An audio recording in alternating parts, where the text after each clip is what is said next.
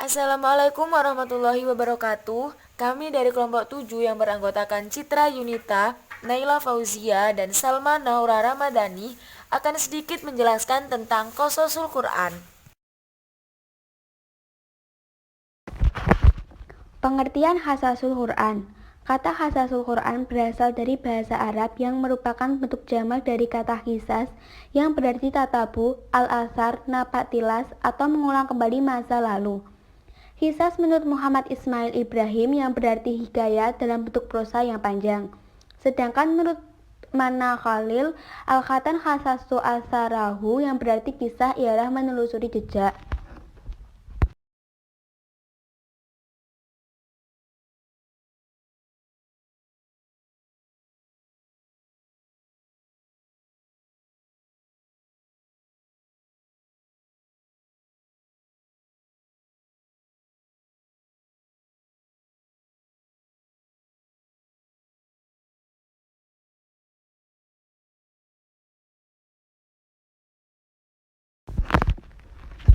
Macam-macam hasas Al-Quran.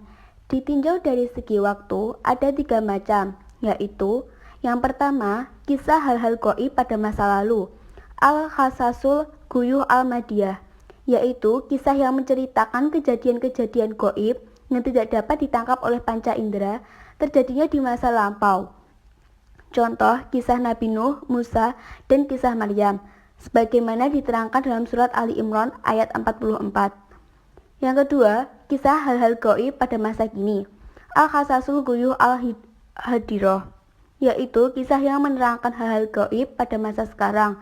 Contoh, kisah tentang Allah dan segala sifat-sifatnya, para malaikat, jin, setan, berita hari kiamat, dan lain-lain. Hal ini seperti yang diterangkan dalam surat Al-Qari'ah ayat 1-6.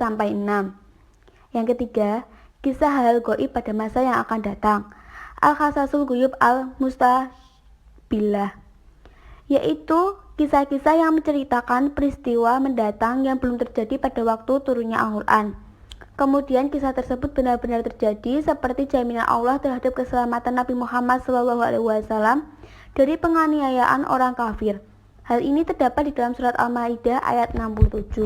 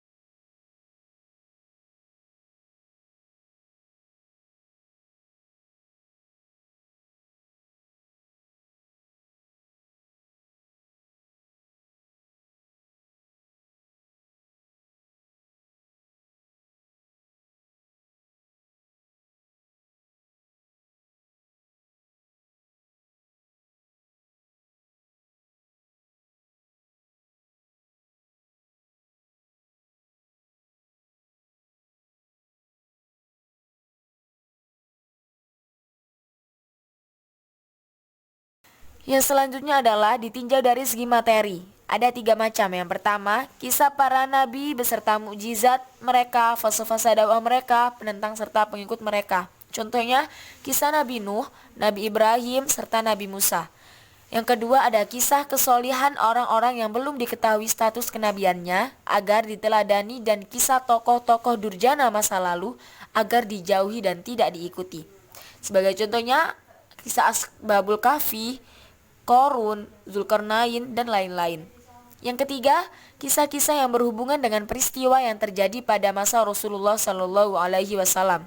Contohnya, kisah perang Badar, perang Uhud dalam surat Al-Imran, perang Hunain dan perang Tabut dalam surat At-Taubah, perang Azhab dalam surat Al-Azhab, hijrah, Isra Miraj, dan lain sebagainya.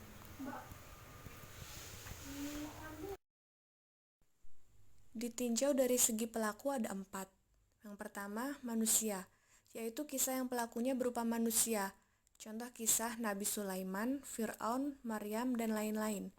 Yang kedua, malaikat, yaitu kisah yang pelakunya berupa malaikat.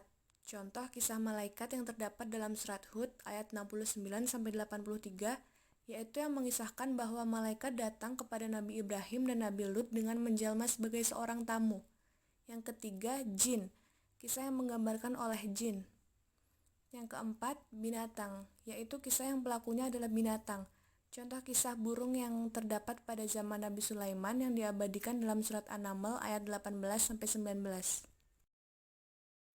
Tujuan qasas Al-Quran: membenarkan wahyu dan risalah ilahi, membuktikan bahwa kitab suci Al-Quran benar-benar merupakan penjelasan yang menyangkut dasar-dasar segala sesuatu secara menyeluruh, menampakkan kebenaran Nabi Muhammad SAW dalam dakwahnya dengan apa yang diberitakannya tentang hal ihwal orang terdahulu di sepanjang generasi, mengisyaratkan kesatuan semua agama.